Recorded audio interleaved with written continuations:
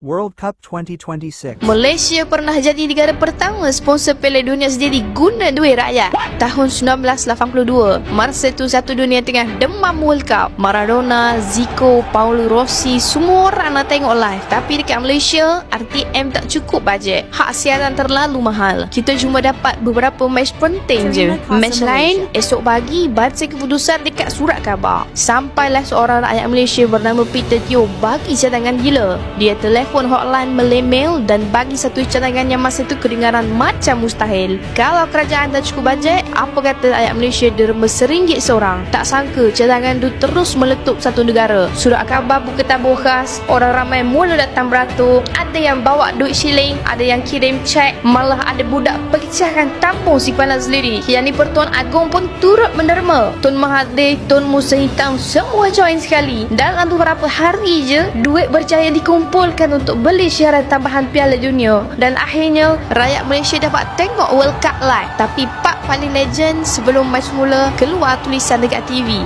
Ditaja oleh rakyat Malaysia. Satu negara pakat keluarkan duit sendiri semata-mata sebab tak nak Malaysia ketinggalan tengok Piala Dunia.